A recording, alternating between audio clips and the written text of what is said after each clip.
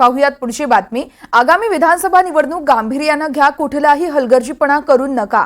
हलगर्जीपणाची किंमत आपण लोकसभा निवडणुकीतच मोजली आहे। कुठलंही वागणं बोलणं चुकीचं झालं तर त्याची जबरदस्त किंमत पक्षाला मोजावी लागेल, असा इशारा राष्ट्रवादी काँग्रेसचे राष्ट्रीय अध्यक्ष अजित पवार यांनी दिलाय।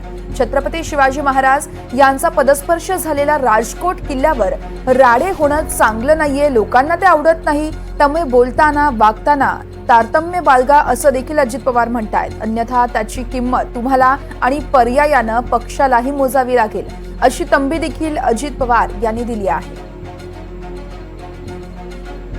आणि या संदर्भात अधिक माहिती देत आहेत आमचे प्रतिनिधी सागर कुलकर्णी आपल्यासोबत आहेत। सागर, आपण पाहतोय खरं तर अनेक विधानं करतायत महायुतीतील हे सगळेच नेते, आणि त्याच अनुषंगाने कुठेतरी आता अजित पवार यांनी तंबी दिल्याचं पाहायला मिळतंय या सगळ्यांनाच।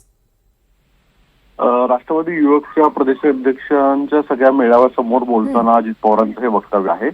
मुळात चर्चा जी आहे ती गेले काही दिवस वेगवेगळे महायुतीतले नेते परस्परांच्या विरोधात ज्या पद्धतीने भाषा बोलतायत, अशा परिस्थितीत जर एकत्रित निवडणुका महायुतीच्या सर्व नेत्यांना जायचं आहे तर मग अशा स्वरूपाची विधानं हे कुठे ना कुठेतरी सरकार म्हणून आणि महायुतीला निवडणुकीच्या तोंडावर परिणामकारक आहेत।